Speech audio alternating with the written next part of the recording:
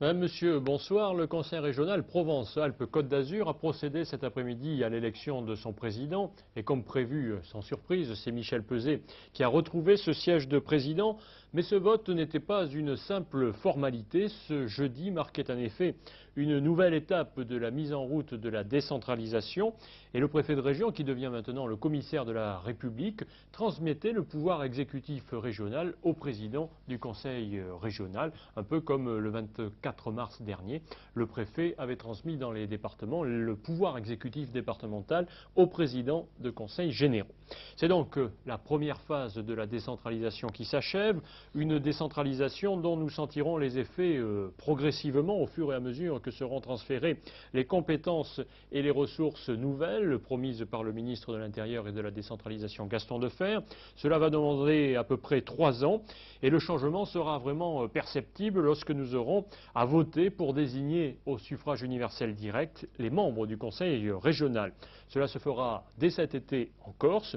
Sur le continent, il faudra attendre 1 an ou 2 puisque ces élections régionales auront lieu soit en 83 en même temps que les élections municipales, soit en 84 en même temps que les élections européennes. Jusqu'à cette date, eh bien, le Conseil régional siégera dans sa composition actuelle.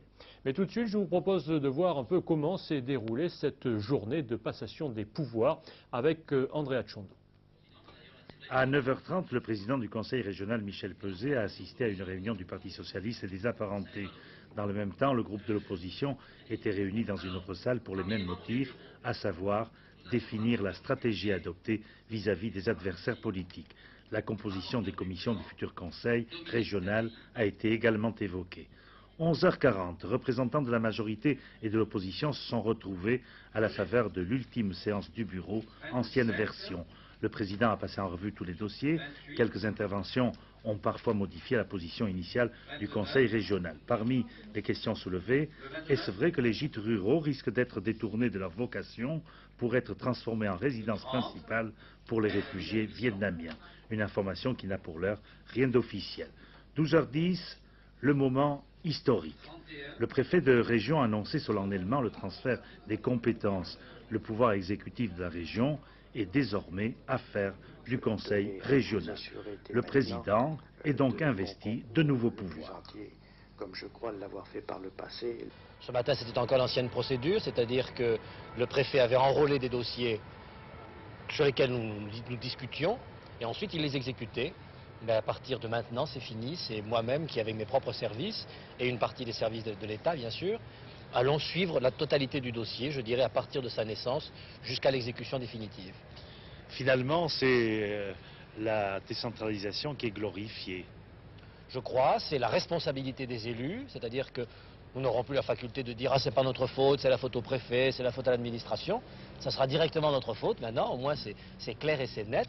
Et parallèlement, et c'est ce que je dis dans mon discours, je pense qu'il faut que les citoyens de cette région, de ce pays, prennent eux aussi leur destin entre les mains et soient à nouveau des responsables. La région sera effectivement collectivité territoriale de plein exercice le jour où son assemblée sera élue au suffrage universel. En Corse, ces élections auront lieu dès juillet 1982. Aucune décision définitive n'a été prise pour le continent. Ces consultations régionales devraient avoir lieu au mois de mars 1983. Dès aujourd'hui, les présidents disposeront de 2 pouvoirs essentiels, préparer le budget et intervenir dans le domaine économique. La région Provence-Alpes-Côte d'Azur a procédé à l'élection du président. Ont obtenu M. Peuzet 72, Mme Moreau 31.